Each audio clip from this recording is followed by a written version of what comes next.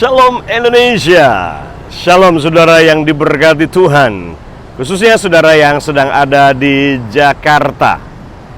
Mulai dari kemarin saya ada di Bundaran HI Senayan karena ada acara pemberkatan nikah anak rohani di Jakarta. Pagi hari ini saya mengambil waktu untuk jogging sepagi hari ini dan keliling di Bundaran HI Senayan. Asik banget. Ya, tentunya dengan standar tetap COVID-19. Nah, inilah Jakarta, inilah pusat. Pesan pagi hari ini, Saudara Timotius dia berkata begini, bahwa latihan badani, physical exercise, sedikit gunanya, tetapi ibadah itu berguna dalam segala sesuatu. Dia tidak berkata bahwa olahraga itu tidak ada gunanya. Ada gunanya, tapi sedikit, dikatakan di sana. Ya. Nah, pagi hari ini khususnya Sabtu Minggu Kota Jakarta dipenuhi dengan Car Free Days kalau hari Minggu. Ini Sabtu masih. Jadi belum Car Free Days, tapi cukup banyak sekali ratusan cycling, sepeda maksud saya. Nah, ini sepeda yang cycling seperti ini begitu banyak sekali, ratusan dari pagi saya melihat. Dan tentunya ini sepeda-sepeda yang harganya pasti puluhan juta ke atas, bisa dibayangkan. Ada gunanya untuk olahraga, dan tentunya buat saya harus tahu diri. Ya, tahu diri dalam pengertian usia saya. Ini lutut saya agak sedikit lumayan sakit. Ya, apalagi kalau sudah nanjak, nggak sanggup, ya, nggak sanggup.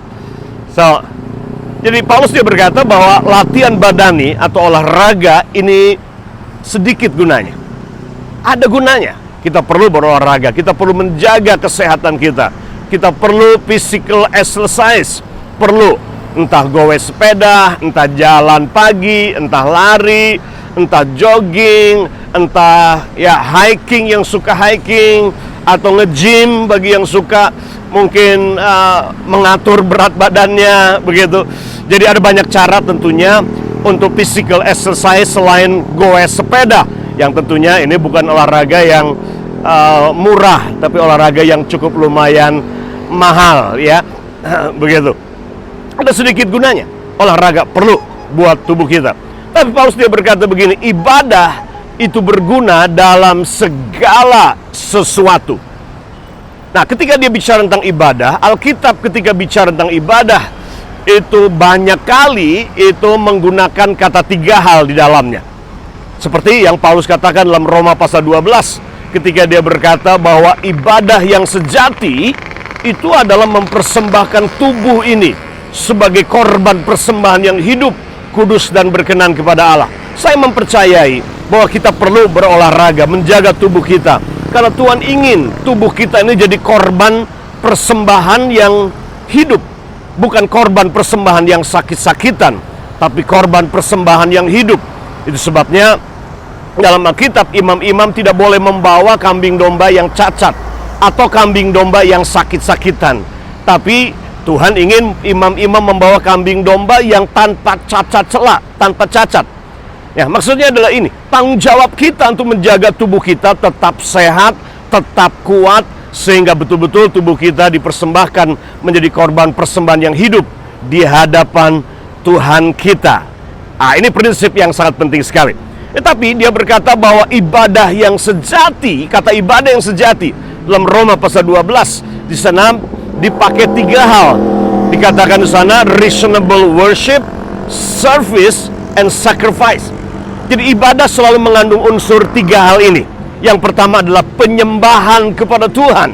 Ya, penyembahan kepada Tuhan. Artinya sebuah kerendahan hati, sebuah acknowledgement, sebuah kesadaran di mana kita mengakui Dia adalah Tuhan. Dengan mulut kita, dengan hati kita, kita bow down, kita tunduk, sujud, menyembah kepada Tuhan. Inilah pengertian ibadah yang pertama. Dan ini berguna dalam segala sesuatu, khususnya buat kesehatan rohani dan juga kesehatan jiwa kita. Tapi yang kedua adalah ini, Kata ibadah mengandung kata kedua, yaitu kata service, kata pelayanan.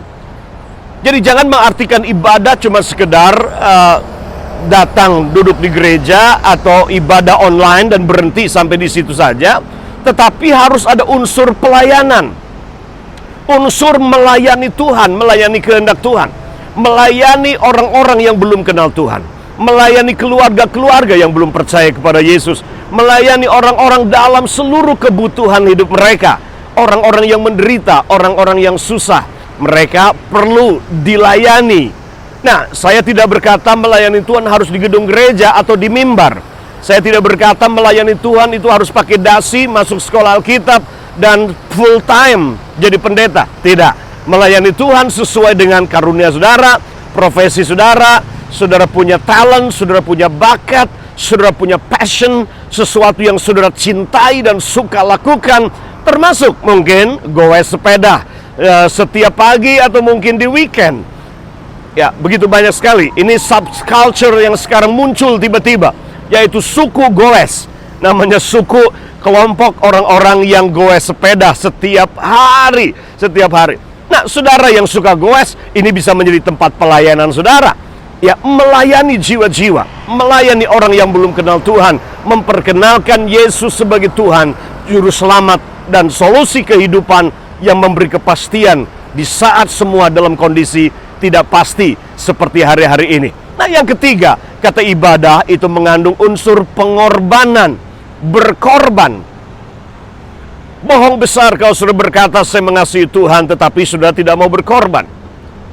Sebuah kemunafikan kalau saudara berkata saya ingin melayani Tuhan tetapi saudara tidak mau berkorban.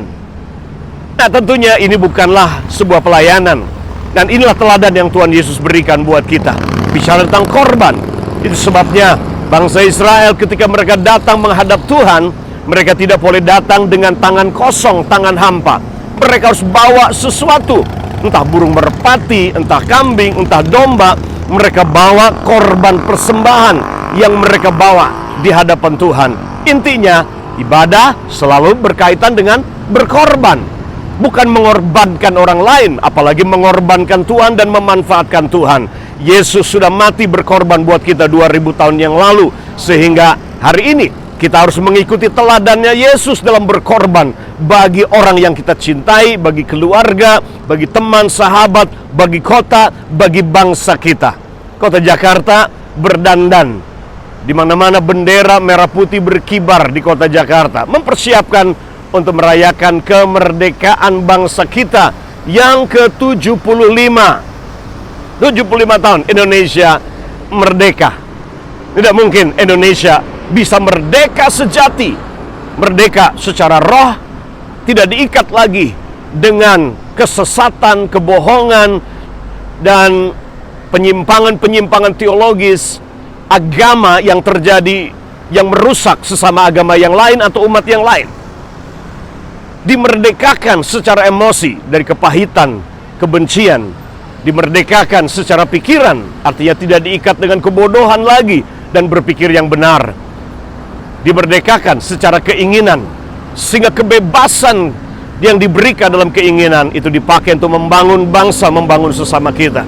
Dan kemerdekaan secara fisik untuk bekerja, berekspresi, hidup sejahtera, mencari pekerjaan, aman, tentram, tanpa dikuasai oleh ketakutan. Nah, kemerdekaan sejati tidak akan mungkin bisa dicapai tanpa ada unsur pengorbanan. Jika saja semua kita berkorban bagi bangsa kita, Indonesia pasti sejahtera. Jika saja semua umat Tuhan hari ini hidup dengan pola teladan Tuhan Yesus, berkorban, maka tidak akan ada lagi orang-orang yang miskin di kalangan anak-anak Tuhan di seluruh Indonesia. So, berkorban ini adalah ibadah. Jadi, kembali kepada Timotius berkata, latihan badani, olahraga badani sedikit gunanya, tapi ibadah berguna dalam segala sesuatu. Tuhan Yesus memberkati saudara. Have a great weekend semua teman-teman yang ada di Jakarta. God bless you. Tuhan Yesus memberkati saudara.